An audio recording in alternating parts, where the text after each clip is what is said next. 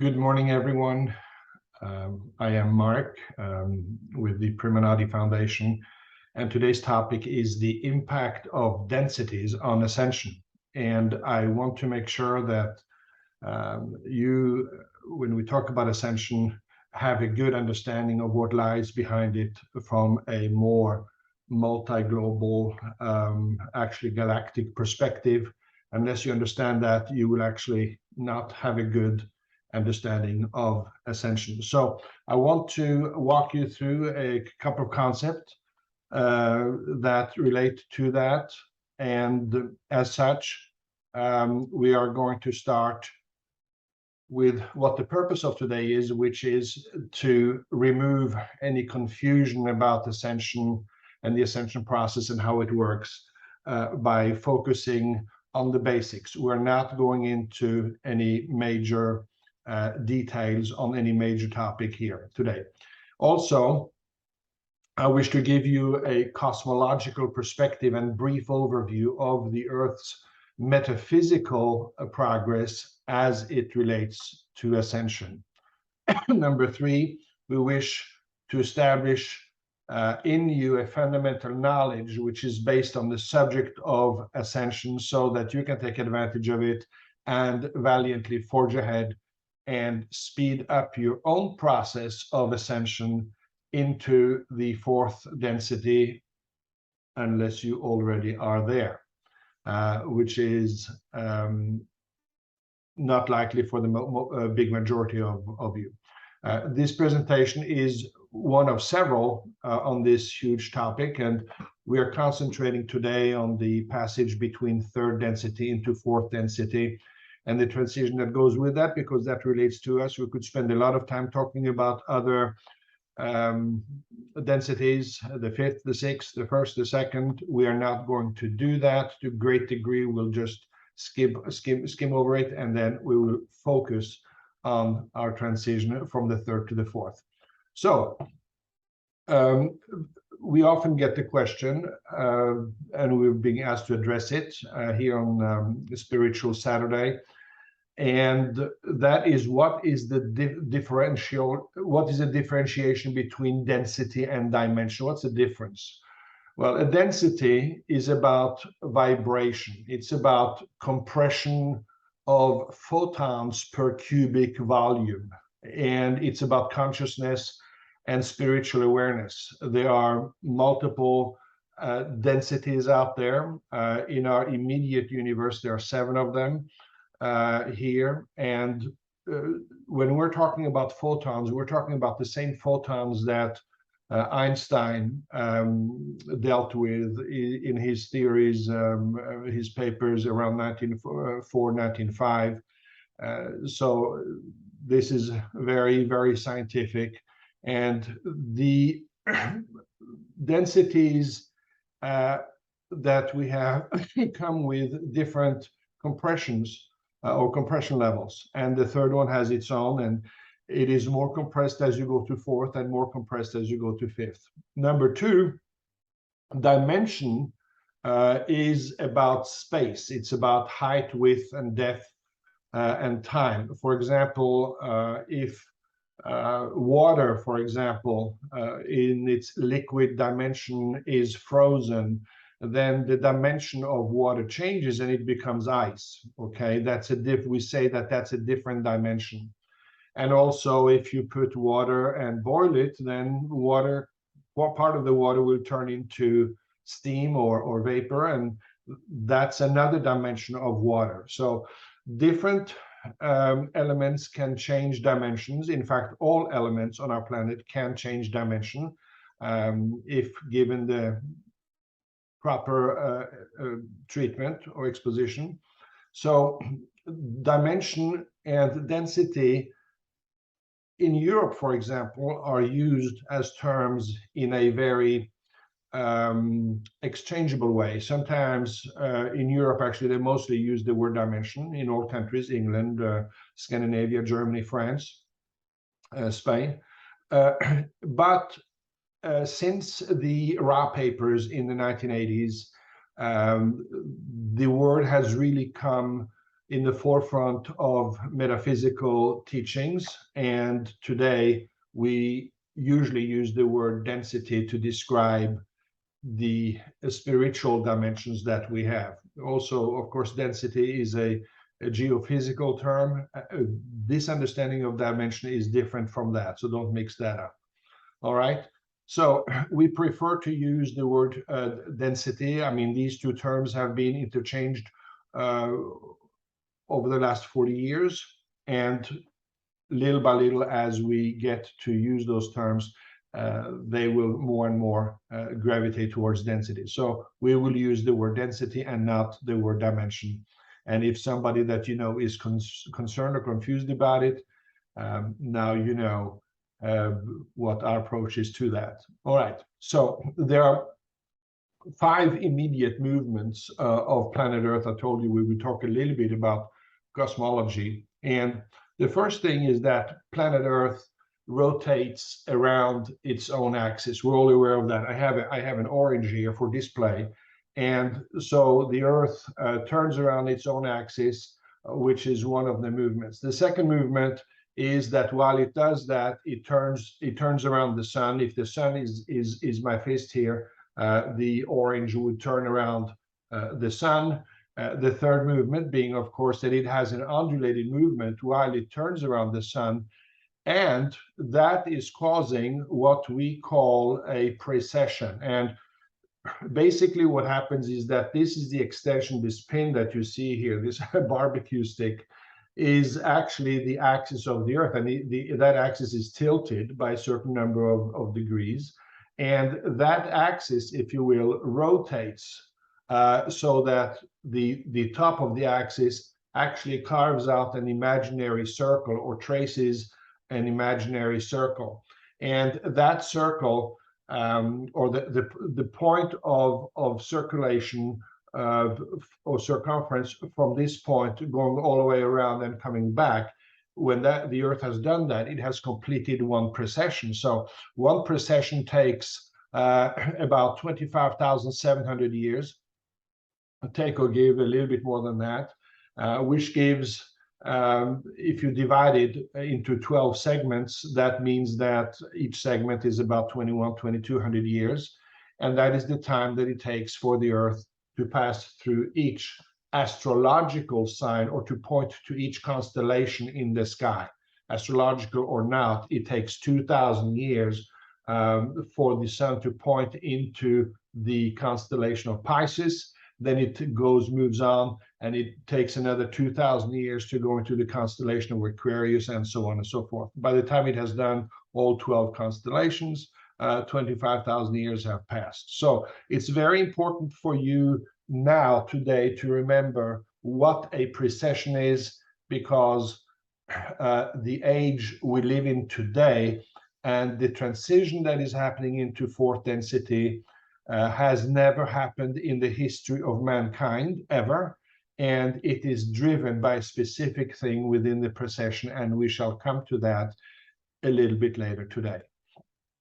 Our solar system also is part of the Pleiadian system. So, and the Pleiadian system has a multiple star systems in it, but it has Alcyone as its hub star, its major sun, which is thousands of times bigger than our sun. But the Pleiades planetary systems rotates around Alcyone about every 247 years. So if you consider this, for example, to be the Pleiades or the Pleiadian system, then it rotates around Alcyone, which is at the center, or at the tip of my finger here, in about 250 years.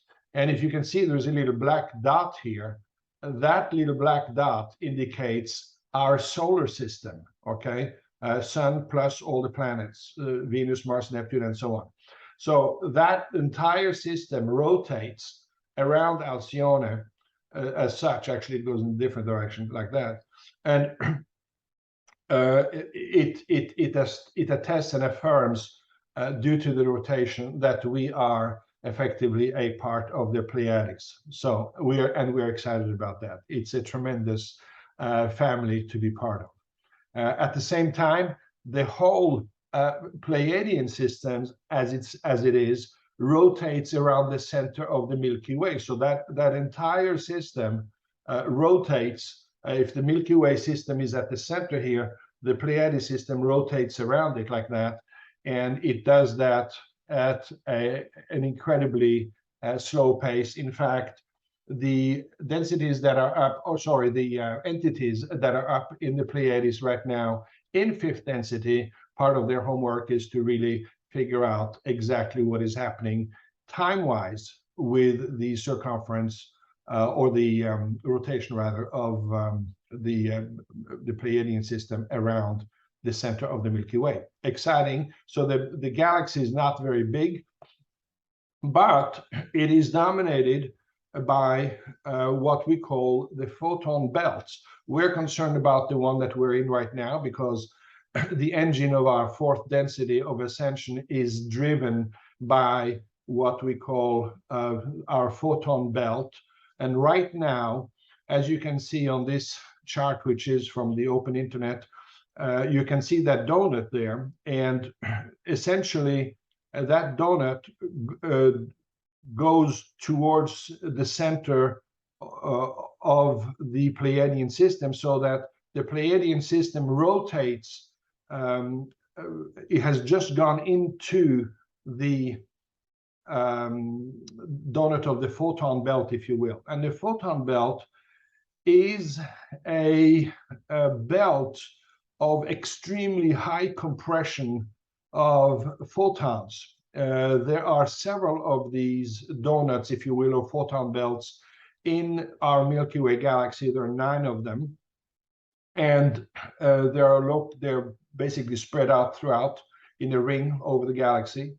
And right now, the Earth has just, the Pleiadian system as a whole has entered into the photon belt. So the solar system, as you can see on the bottom left of that drawing, the solar system has just entered into the photon belt, and it's going to stay in there for about 2,000 years. The last time this happened was 11,000 years ago, when the precession axis, if you will, was pointing to Leo. That was during the age of Atlantis, and which was exactly 11,000 years ago, or a little bit more. The demise of Atlantis was around 11,500, the last war that was there, and the destruction of it after that. But what is happening here is that for the next 2,000 years, we are going into this photon belt. We are in it now,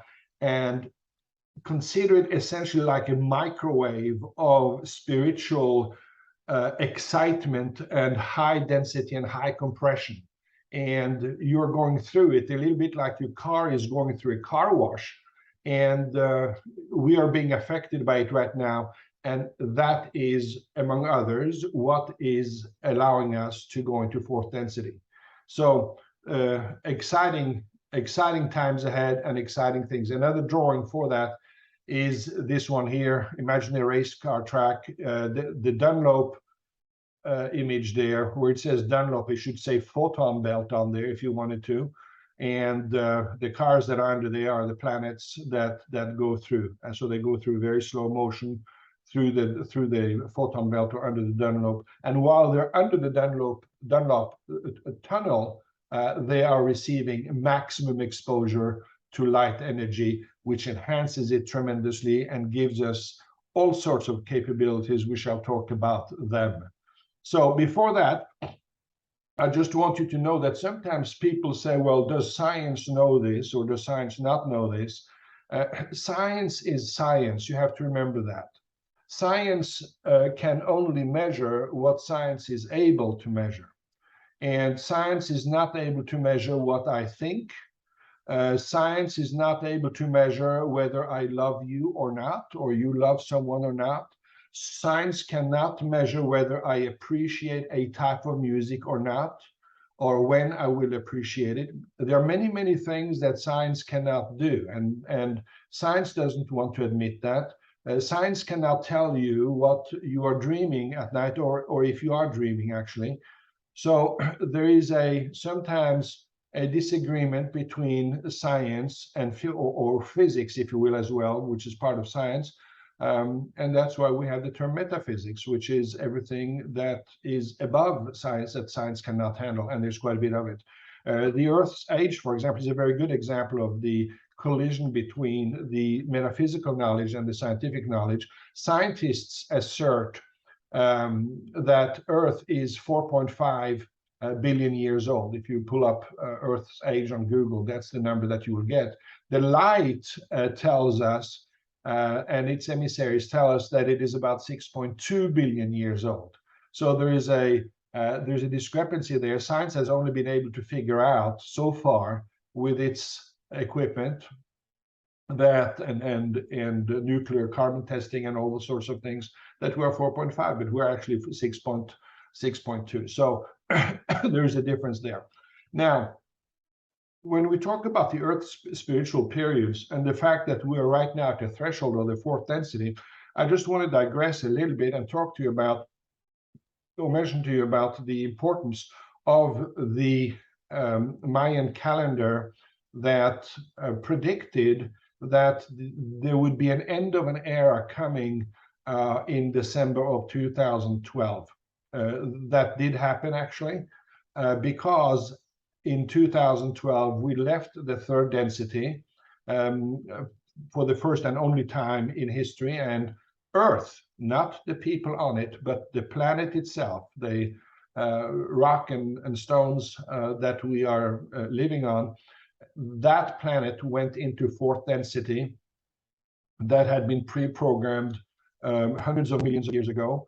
The Mayans, by the way, derived their name from the planet Maya, which is in the Pleiadian system, Maya, and they are the specialists and the keepers of time, and they had taught the Mayan people in Central America to basically become the keepers and the stewards of time. So that's an important thing. The Mayan calendar that was established, the Mayans have had several calendars, by the way, but this particular one that pointed to December of 2012 is a calendar that measures the spiritual development of mankind. So it's a calendar about the spiritual development, and it dates several hundred million years back in its aging, and it has different periods, and those periods, of course, coincide exactly with what we are talking about here today. So the first cycle of awareness, or the first period on planet Earth, was when Earth was formed, just after it was formed, and it's driven by the first density, and that first density lasted about 2 million years. The second density is a density that lasted 4.2 billion years, so more than twice that length of time. During this density, we have the development of trees, we have the development of life, animals, sea life, birds. We have also the development of humans in various forms. And the second density is followed by our third density, which started exactly, take or give, 75,000 years ago. It's actually exactly 3 precessions. So take 25,770 years or whatever it is and multiply it by 3, and that's the amount of time that third density has lasted. We have now, Earth has now left, as I said, third density, and has entered into the fourth. So the fourth density that Earth has gone into is driven, or is defined, by love and understanding, and it's going to last 30 million years. We will be on planet in fourth density until we have accomplished and graduated as a global community from the fourth density. We have been given about 90,000 years to complete our incarnations. That means everybody. Not everybody will spend 90,000 years. Some will spend 1,000 years. Some will spend 500 years before they exit out of fourth density, and will go and reincarnate somewhere else, because the Earth cannot take today individuals who are in the fifth density. It can only take fourth density individuals, all right, for full-time living. Now, the fifth density coming after that is the density of light and wisdom. Earth is not, as I said, calibrated for fifth density, so therefore it cannot receive a fifth density. I'm sorry, it's not calibrated for fifth density, so it cannot receive individuals of that at that level, nor can it receive a sixth density individuals, which is the combination of the fifth density, which is wisdom, and the fourth density, which is love. That is combined in the sixth density. In sixth density, all flesh disappears. It is a spiritual density only. The compression of photons is so high that it cannot readily manifest in flesh. About 2 to 4 million years is not an uncommon time to spend in sixth density. And the seventh density, that is the gateway cycle, it will last any amount of time. You will know how long you will stay there when you get there. Okay, so we have time to talk about it by the time you get there. All right, now, as long as you remember that we are concerned about the third density, most of the planet today is in third density. There are many, many people who already are in third density and are about to transition into fourth, but that affects only a small portion of some people here on the planet. All right. Now, the law of one, which is the main opus, if you will, earthly opus of Ra, which is a sixth density spiritual complex out there. You can see here how the densities are defined, what is typical to them, and so on. You'll notice, for example, in the third density of self-awareness that the subconscious is veiled. Okay, you have a dream, you wake up, boom, it's forgotten. You don't immediately remember what your previous reincarnations were. They are veiled from you, typically. Some of us are able to have a better or worse connection or remembering incarnations. Some people are fully able to remember a reincarnation that they had, but you will not immediately see other people's reincarnation in the third density. You also have a genuine choice of polarity, and I will address that in a second, the positive or negative polarity. And of course, we have a chemical body, and the average incarnation is between 30 and 900 years, depending on time and place and soul level, etc. The fourth density is the density of love. Jesus is the archetype of the fourth density. Just so you know, when Jesus lived 2,000 years ago in his physical body, he was a high fourth density individual. He was not fifth density because he wouldn't have been able to spend his time here, but he was very high fourth density. And if you think at what he could do as a fourth density individual, including the transformation from ascension, if you will, at death, the fact that he was able to manifest materials, he was able to manifest or revive dead people, he was able to heal sick people on a regular basis. This is the main part of his ministry. And what Yeshua wanted to show us, and his venue was timed so as to prepare us, to show us this is what's coming up in the fourth density. That's why he said, my first commandment to you is love one another. And he was basically talking, be ready for the fourth. In the fourth, you will have to know about love anyways, and you will know about love, but you need to prepare yourself now in that process. Anyways, moving on, we need to talk about specifically what spiritual ascension is. And it is a two-pronged answer, and you need to really make sure you understand that there are two elements to this question. The spiritual ascension is the gradual process of a body to receive an increased density of photons per cubic entity. For example, when we move from third density to fourth density, and especially as we go into the photon belt, the amount of exposure to photon density per cubic entity, whether it be cubic feet or cubic inch, doesn't matter. The compression is going to be higher in fourth density than it is in third, and that is going to be a necessary and mandatory element of your ascension. And number two, that has to be combined with the measured ratio.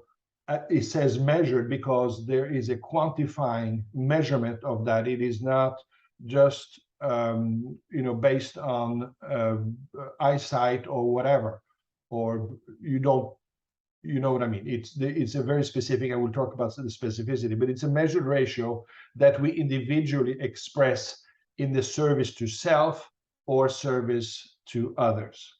Okay, and if we don't service enough others, then we have to wait and we will not be able to ascend.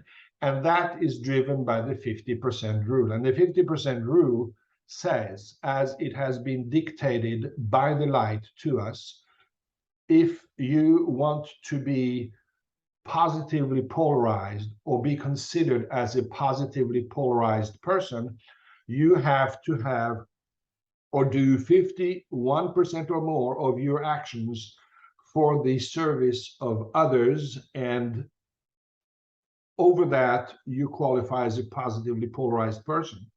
If you do not do at least 51%, you will be considered below 49%, you will be considered a negatively polarized person, and you will not be able to ascend. And we'll talk about under what circumstances a little bit later in this session. So it's very important to keep that in mind.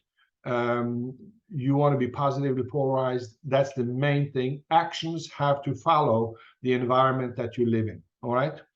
Very, very important. Don't think that everything is going to come from the other side.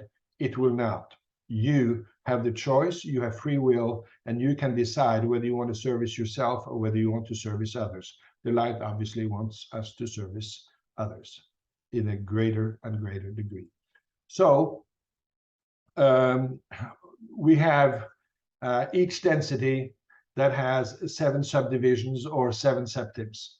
And that means that in the third density, it's a little bit more specific than just saying, oh, I'm third density. The question is, where in third density are you? You can take third density and you can divide it up into 7 different segments, and each segment would be called the septim. Imagine the keyboard of a piano, if you can relate to that. A keyboard on a piano from C to C, or from C through B, has 7 keys, white keys, C, D, E, F, G, A, B, and those are the 7 levels. Where on the keyboard are you before you hit the next C octave above the middle C? And you don't know where that is, but each subdivision again has 7 subdivisions, etc. So which septim of the third density are you in? Of course, you don't know that, but you can find out. And one way to find out, I think we skipped an image there, but one way to find out is for you to do a light streaming and do a direct communication with the other side. You can do light streaming classic. They will answer you and tell you right away where you're at in the third density, what you need to do in your preparation for fourth, or you may be in fourth, as far as I know. And then they will tell you what you need to do to go from here. So the third density is based on, that we just went through, the third density is based on triages, if you will. And it is structured like a 3-tiered school program, elementary school, middle school, and high school, with each level lasting one precession. So in the third density, which has lasted 75,000 years, we have had a total of 3 precessions. Each one has lasted roughly 25,000 years. So it's important to understand that successful graduation when we were in third was required in order for you to be able to harvest it to go to the next. The whole harvest concept is a raw concept, but it's we prefer to use the word triage because there is really a separation and a triage at every density level or at every precession level within that density. There's also a triage between densities, but there's a triage between each precession.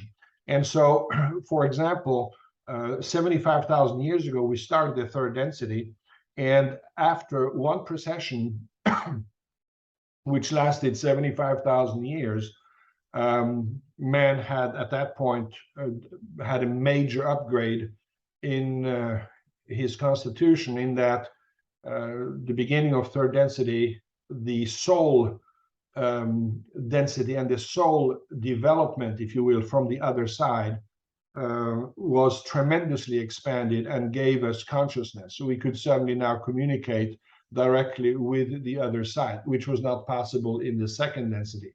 Communication was done with the other side, but in different ways, and we can talk about that at some other time. But the important thing is that when it came to the end of the first precession, 50,000 years ago, nobody on the planet actually qualified to move into second, to qualify to go into the second precession. And the light was extremely concerned about it. 25,000 years ago, we had the end of the second precession, and there was Earth did not do very well. There were about 350,000 people living on the planet at the time, according to the light, and the amount of people who were qualified to move on to the next level were in the level of 150. So there were 150 people out of 350,000 who at that point had qualified to move on to the second level. All right.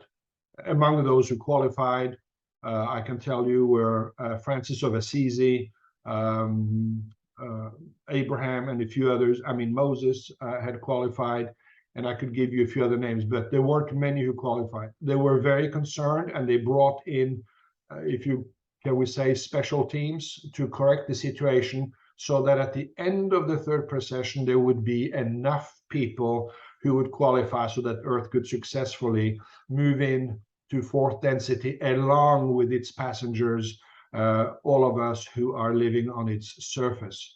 Planet Earth is saying now, and has been saying, hey guys, I'm going into fourth density. You guys aren't there.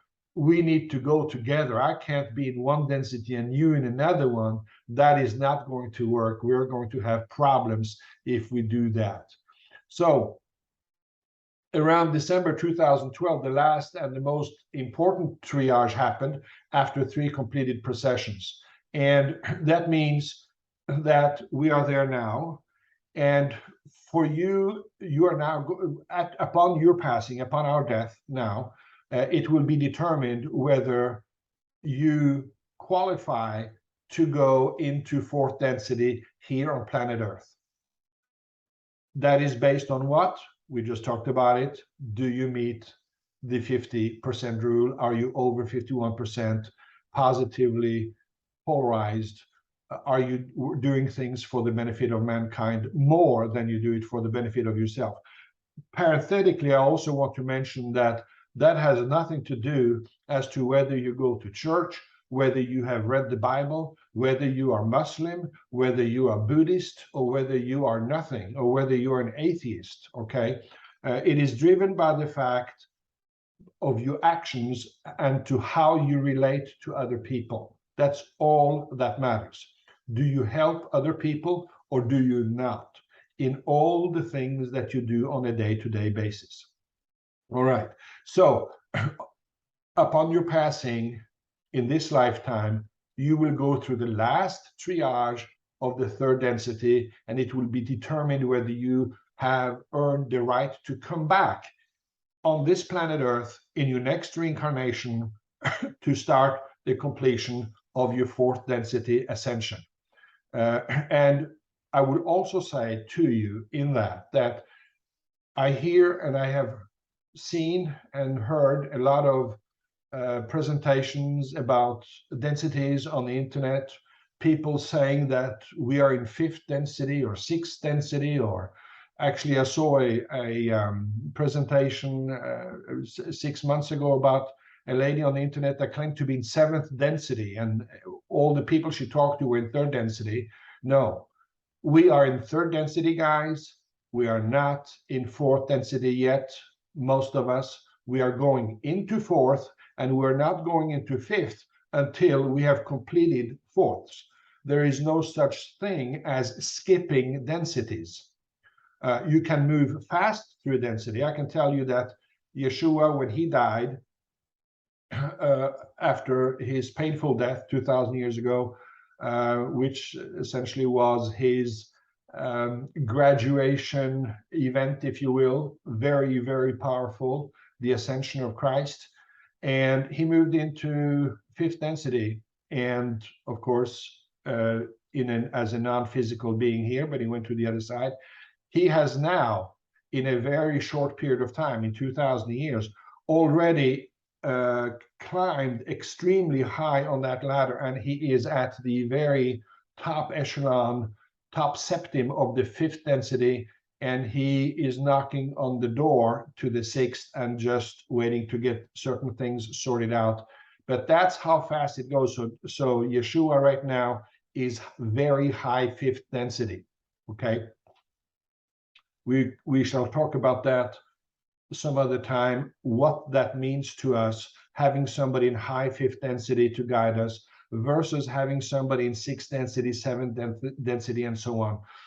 There is a reason for these things to happen and the way they happen right now. So anyway, so as we are moving, going back to our slides here, it is your passing that will determine. If you are not positively polarized, more than 50% of service to others, then, and how can you find out? You do light streaming, you'll find that out right away.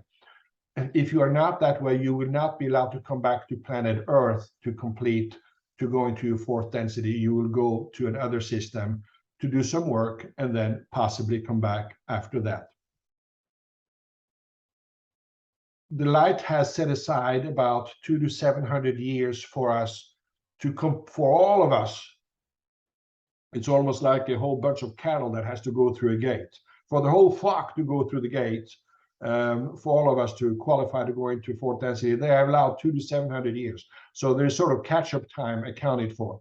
It's like you're sitting for a final exam and everybody's running out of time, and the proctor says, okay, well, I'll give you another 15 minutes to finish whatever you're writing, but then you turn in your homework. That's what the 200 to 700 years are all about. Fourth density characteristics. How does life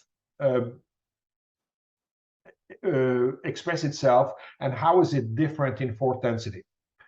Well, in fourth density, your body is still bipedal, meaning you have two legs, you have two arms. You are generally fuller of life. You are fuller of energy because of the light concentration in your body. And you have a denser consciousness, which is very, very good. There is virtually no need for chemicals in your body.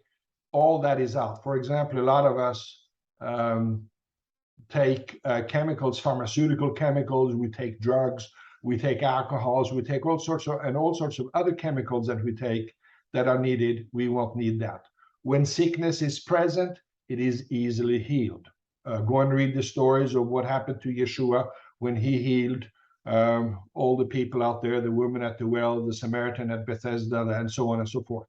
So there's plenty of stories about that.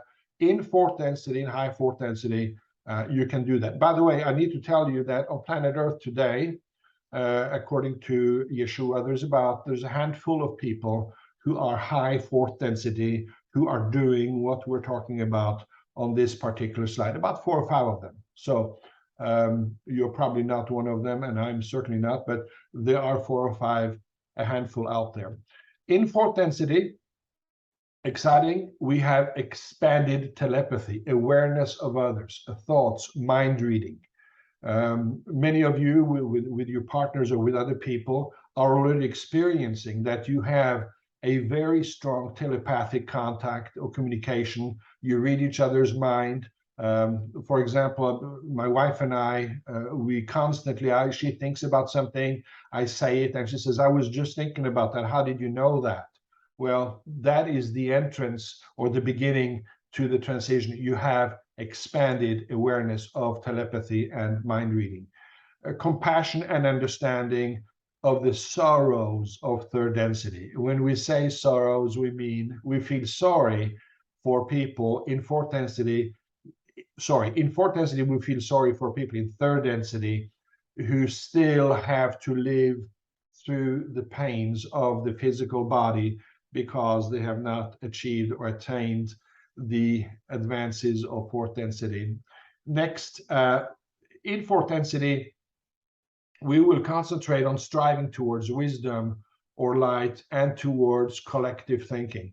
The individual thinking, the individual ego thinking is little by little disappear. Little by little disappear. We will be very concerned about how we do things collectively. You can also already see the transition on the planet in many areas where we are starting to think collectively. For the first time, we seriously are realizing, okay, the Earth's climate system is being deranged in some form. We need to do something, and individually we cannot do much, but we have to go in collectively and try to solve that problem. So more and more collectively we realize that we have to solve things. The response, for example, to the war in the Ukraine right now, which was a big shock to Russia, was that the world is thinking collectively about peace. It is not like, yeah, just go and invade it and then we'll do a little bit of sanctions and it will be done by one country. No, it was done collectively by all countries that are service to others oriented. Russia is not one of them at the time with its leadership. Individual differences are also pronounced, but are immediately accepted. You will see people going to more extremes. In fourth density, we will accept each other immediately. For example, from a racial point of view, there will be no problem in somebody being white or somebody being black or somebody being Oriental or South American or Aborigine, whatever, or Eskimo. We will accept that because we're not concerned about the physical looks of people. We are concerned about how they feel, we are concerned about how they think, and we're concerned about how they love. All right, that is the most important thing. And in fourth density, planet Earth is not the plane where disharmony is even possible within yourself or with others. So it's the gateway density, is the last big in the flesh density before you reach the fifth, which is still a flesh density, but at a much thinned out way compared to the fourth. All right, what is the big deal then about the fourth density? Well, the forces of service to self that are out in the universe will permanently have lost their battle to take dominion over you once you reach the fourth density. You're still in the claws of those forces. The Illuminatis, for example, are extensions of those forces, and many others, by the way, not to mention Putin. We are also then on autopilot towards the seventh density. Once you reach the fourth density, you're on autopilot to go to the seventh density, where unconditional unity exists with the light, the infinite creator. So it's a very big deal. You have sort of made it to home base once you reach the fourth density. And so there is another element that you need to know that the light has put in place for us in terms of getting the help for us to graduate and get through, and that is what is called the Ascension helpers or the wanderers. The wanderers are not the people, the emergency team that I talked to you earlier about, that the light sent after the second precession because there weren't enough people who passed the triage and ready for harvesting into the third precession of the third density. Here we're talking about flat out that some souls and individuals who reached fourth or high density previously have volunteered to come back to Earth as third density individuals to help with the ascension. Moses, Elijah, John, Elizabeth, Abraham are examples of wanderers. There are plenty more. There's about 60 million of them or of them, and they're coming from the outside galaxy, many of them, not the Milky Way, and you must consider them just like teachers aid to the light. The light is sending down. They don't know that they are wanderers. You could be a wanderer, you don't know it, unless you have done or asked specifically in light streaming. The light will tell you if you ask them directly. You get Michael on the line, or we get Yeshua on the line, or Gabriel. They will tell you if you are a wanderer or not in very clear terms. And as I mentioned, there's about 65 million wanderers right now on the planet. If you consider that we are about 8 billion people on the planet right now, that represents about less than 1% of the world population. So they are there among us. You don't know them, but they are spreading the light and they're helping us moving forward. And apparently, according to the light, they have been the ultimate solution because our ascension will be successful into fourth, says the light. But it will not happen without a few trials and tribulations. We have just started that trial and tribulation period, and it's still a little bit before we're through it.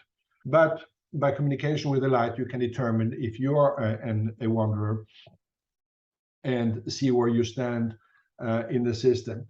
That is essentially what I have for you on Ascension today, and how it relates to what we're dealing with. The upcoming spiritual Saturdays are typically held on the last Saturday of the month, typically between noon and 1:30 p.m. Central Time. On a normal session, we do questions and answers, which you would see. This is a re-recording of the first spiritual Saturday that we had a couple of weeks ago. And the reason that wasn't recorded was we had a technical glitch caused by myself. So those spiritual Saturdays in the future will be held on Zoom right here. If you want to participate, please send us a request to the Premanadi Foundation at gmail.com, or you can call or text to 214-432-1234. Easy number to remember. Leave your credit card at home, leave your wallet at home. It is free for the asking. We just want you there. Bring a friend, come with us, and let us enjoy together the next one, which will have a lot of new material that will relate to the current spiritual issues that the planet is exposed to. So I appreciate you viewing this little segment with me. Hope to see you soon, always with love.